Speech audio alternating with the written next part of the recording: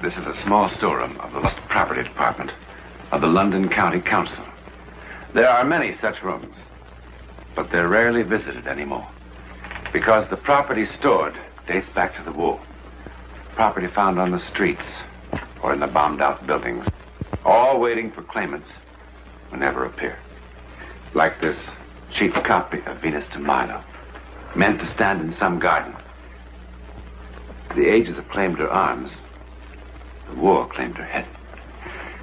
Like on what mantelpiece do you suppose this old clock was standing when the bomb hit? Calmly ticking. Time stopped for it at 7:36 a.m. or p.m. What difference does it make? Baby strollers, cartons full of things, all tagged with the place and date of their destruction. The East End Arena, September 17th, 1944. Everything in this room could tell 100 stories. But this boxing glove was involved in a most unusual occurrence. When, on September 17th, 1944, that dark and heavy curtain to the world beyond our five senses, the psychic world, was lifted for a moment.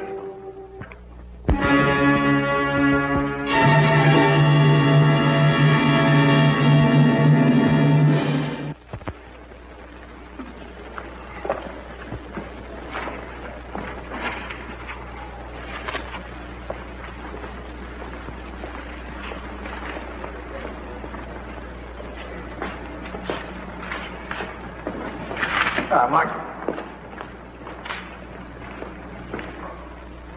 Hello, Yank. Sorry I'm late. Oh, it's all right. I had a bit of shopping to do. Fish and chips. I know. But we're betting the purse, aren't we? I'm financing dinner out of my own pocket, you might say. Never mind. We'll have a real feed after the fight. What kind of odds you get? 3 to 1 for the old 30 quid. That means we'll get 120 pounds if we win. That'll give us something in our pockets when we go up to the Midlands. Birmingham. Oh, they love light heavyweights up there. Did you see the doctor? Where do we go to eat? Well, in the dressing room. Get any coffee? Coffee costs extra. Well, I could sure use some.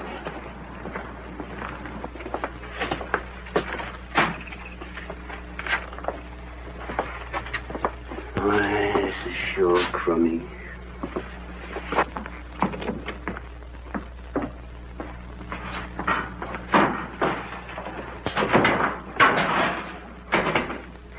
Here, did you see the doctor? Yeah, I saw him. Oh, Whitey. Please, go get some coffee. Oh, what do you want coffee for? It'll only keep you awake. I want you to have a couple of hours shut-eye before the fight. Coffee never bothered me. You know that. What doctor? How do I know what doctor? Well, you must remember something about him. I walked up the street and there was a doctor's office. What street? Queen Street. Oh. That would be Dr. Duggan. Yeah, I think so. Yes. He has a big sign hanging out over the wall, like a blinking cinema. Arthur A. Duggan. Sounds like him. Yes. Only that sign was knocked down in a bombing raid 6 months ago. Well, then maybe it was someone else, and maybe it wasn't Queen Street.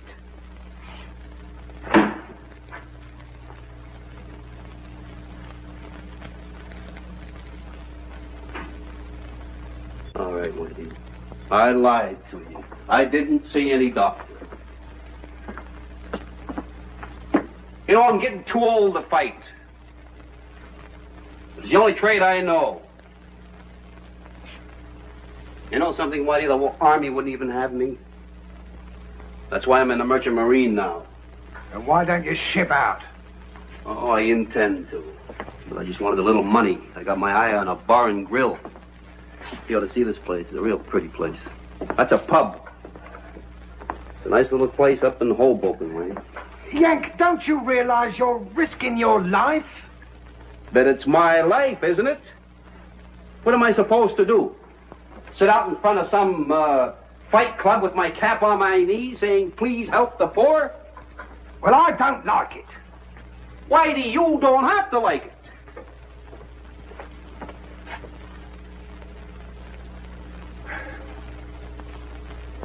Never mind. I'll get you some coffee. Anybody need some coffee? I take it this is your fighter. Mr. Sanderson, Yank Dawson. He manages the other fella. How are you, Dawson? Sound in wind and limb, I hope? My. Well, I hope so. I really hope so. This my boy's a bit of a savage, I'm afraid. Not much skill, but when he hits somebody, bang, bang. That's all she said, as you Americans would say. Here, drink up. My tiger's late. I'll get some fresh for him when he comes in. Right, Mr. Sanderson, thank you. No, Yank. You do remind me of somebody. I was in the States for a bit before the war. Saw a man fight there. You're very like him. Denver it was. Did you ever fight there? 150 million Americans. Stands to reason 2 of them can look alike. No, couldn't be the same chap. It's the man in Denver had a terrible accident not long afterwards. And they won't let him fight. Broke his head right open, I heard. Right there. Must have been someone else you saw in Denver, because I never fought in Denver. You're a fool to be fighting, you know. It's a nasty scar. You're quite sure you're all right? Why don't you mind your own business? Of course he's all right. Well, I hope so.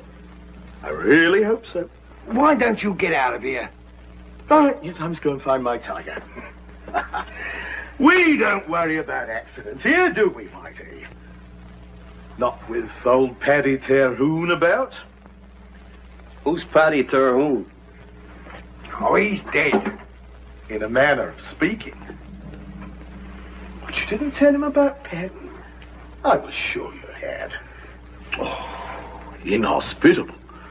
Very inhospitable. Oh, come off it now. What do you mean, come off it?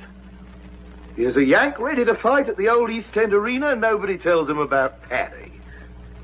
And Paddy's such a friendly ghost, too. Mr. Sanderson, I don't want to be rude, but I do want my Yank to have a couple of hours' sleep. So if you don't No, mind... all right, if you don't want to tell him.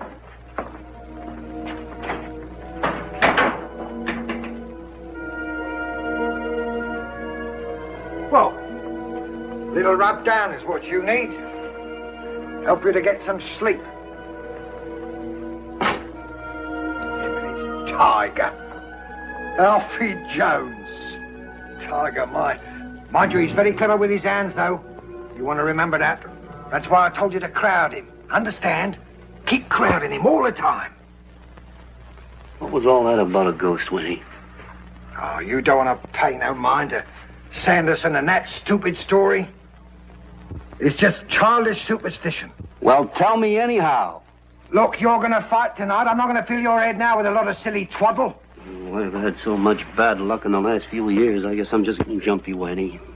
I'm sorry I acted like a kid. That's all right, boy.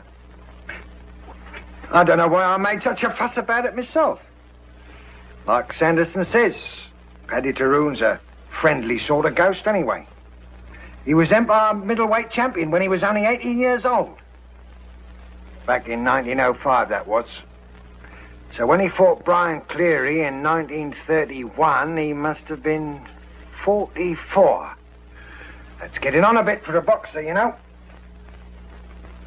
And he wasn't Empire champ no more. He had a gold watch, a few good memories, and a blood clot, what nobody knew about. He fought Brian Cleary right here in the East End Arena. Brian liked the old boy. Wanted to make it quick like, you know. So he knocked him out in the second round. That was an act of mercy, Brian thought. Only that blood clot of Paddy's got dislodged. He died before they could get him into the dressing room. Well, that upset Brian a bit. Of course, he soon got over it, you know. I mean, he knew it wasn't his fault. Only 4 years later, Brian went crackers. Just before a fight one night, he suddenly started raving and swearing something awful. He said he'd seen Paddy Tyrone. Seen him, mind you, with Paddy dead 4 years already. Brian says that Paddy just stared at him and shook his head slowly from side to side, like he was trying to tell him something. And Brian says, well, what could he be telling me except, don't you fight tonight, my boy, or you'll wind up like me. Well, he fought anyway. And he was winning too, hands down. Until Frankie Shane, fighting him back as best he could, suddenly caught him with a lucky right. Oh, what a whopper. Caught him high on the forehead and pitches Brian towards the ropes and through the ropes. And he smashes his skull on the ring post. Well, now, you know as well as I do, that could never happen again in a million years. But blimey, you should have seen the newspapers. Ghost of East End Arena, they said. Paddy Tyrone back from the dead, and all that sort of tripe. See Paddy and die, they said. And there's talk of even some others, but I don't believe it. I don't believe any of it. Coincidence, that's all it is. Pure coincidence. Yeah. Coincidence.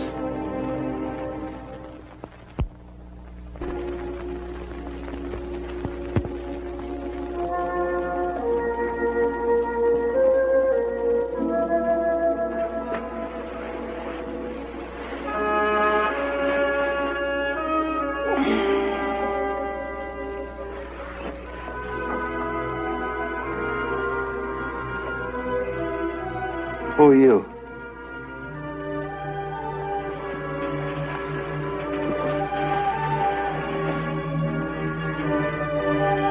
What do you want?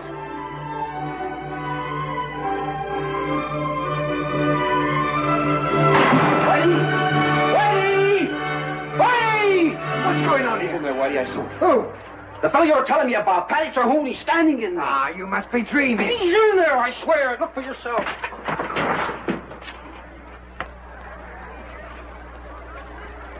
In where, did you say? Believe me, Whitey. He was standing right here, and I wasn't dreaming. You weren't dreaming, Yank. What kind of a ghost takes his leave by the window? I'll tell you what kind. Come on, I'll show you your ghost.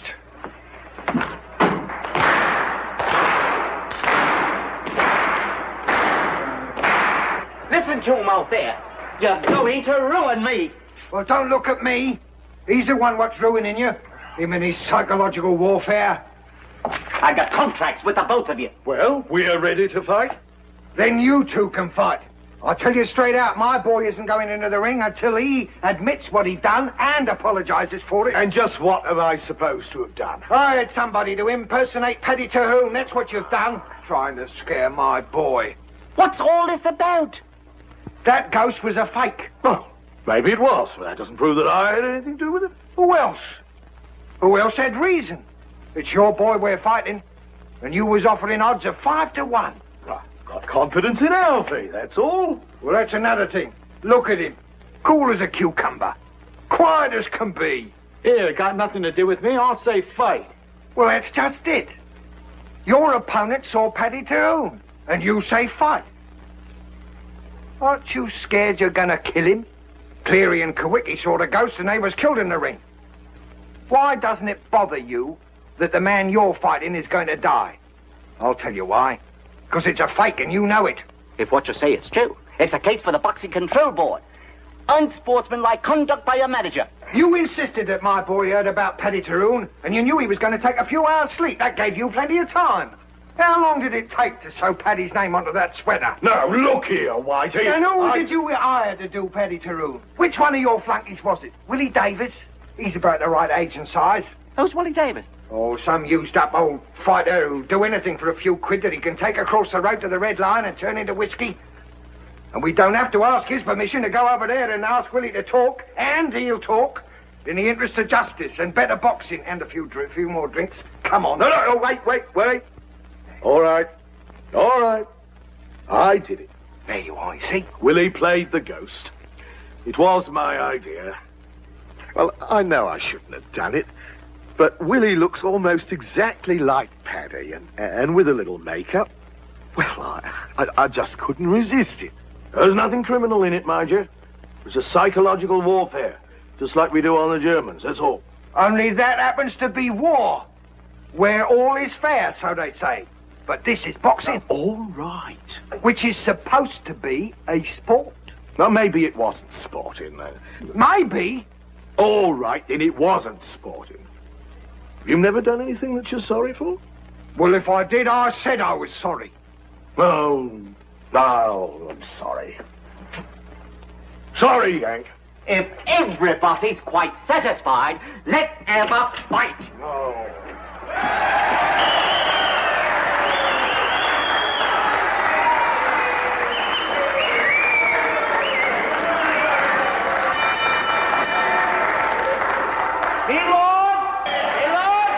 Ladies and gentlemen, Eastside Sporting Club, thanks for this promoter.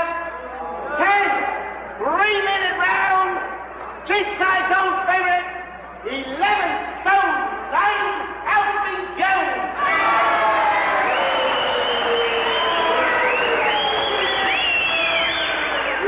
His worthy opponent, U.S. Merchant Seaman, 11 stone 6, Yank Dawson.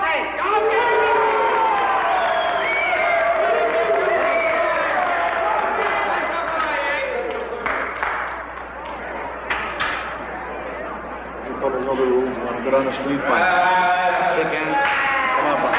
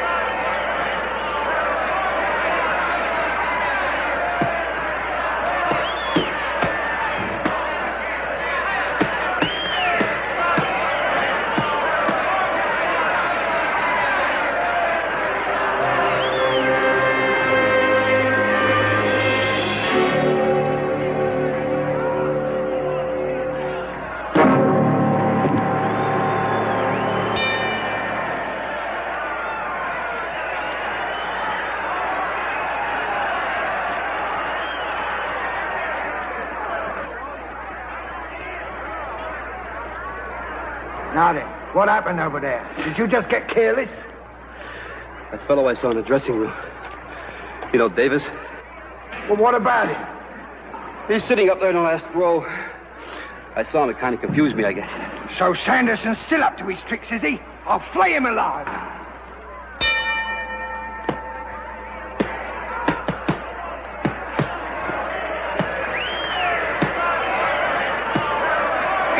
what kind of scum are you? Oh, what's the matter? That's what's the matter. Look up there. What's all this about? Lighter, he's gone and done it again. He's got his phony ghost up there, as big as life, and it's scaring my boy. I want him out of there. Well, I don't see him. Oh, yeah, he's there, all right. You bet your life he is, right up there in the back row. That's what I didn't tell him to. He must have bought a ticket. There's no crime in that. I've had enough of this. Well, I want him out of there.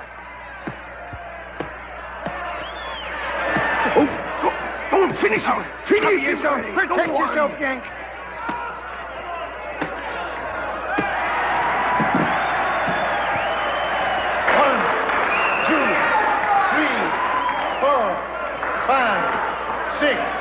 Seven, 8, 9, 10. Don't touch him. He mustn't be moved. Let's get him to the dressing room. No, he must not be moved. Get a doctor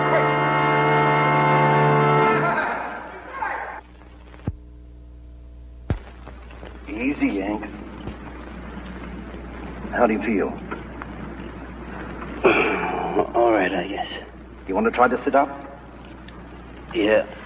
Will it be all right, Doctor? Yeah, he's had a slight concussion, but he'll definitely be all right. Yeah, hear that, Yank? You're going to be fine, boy. I didn't say he'd be fine. I said he'd be all right. No more fighting, Yank. You hear that? I guess you're right, Doc. Well, let him rest here for a few minutes. Then he can get dressed and go home. Oh, bring him in to see me tomorrow. Righto, Doc.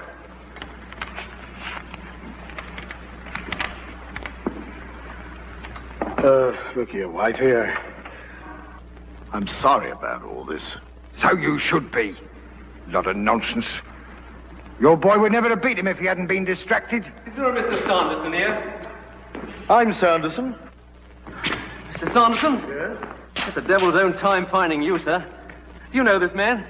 Yes, Willie Davis. Why were you sitting in the back row, Willie? Beg your pardon, sir, but the only place he's been sitting is at the police station. Under the influence, as you can see. But he couldn't. I picked him up in the Red Lion pub. There was some there that said he stole the money he spent there. But Willie said that you'd vouch for him, that you gave him the money. So that's true. How long has but he been in custody? For the last hour, I'd say. That's impossible. Why, we saw him sitting here in this very arena, wearing that foolish sweater not 10 minutes ago. Couldn't have been him, sir. 10 minutes ago, he was still unconscious. Come on, Willie. But I saw him, too, between rounds.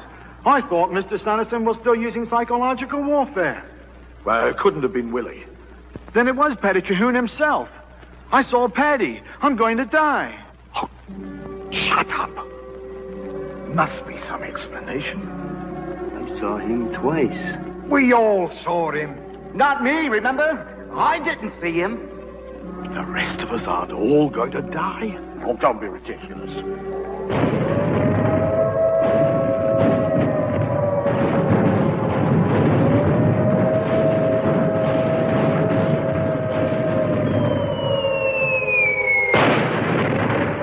The German bomb, aimed presumably at the waterfront, struck the East End Arena about 12 o'clock. The newspapers called it good fortune that only 5 people were in a building that only a few hours before had held so many more. 4 were killed. The promoter Collins survived to tell what happened. And thus the legend of Paddy Terhune was once more revived. If you see Paddy, you die. But is that all it really was? I mean, a legend. Well, of the 5 men, the promoter Collins was the only one who didn't see Paddy. He was also the only one who didn't die.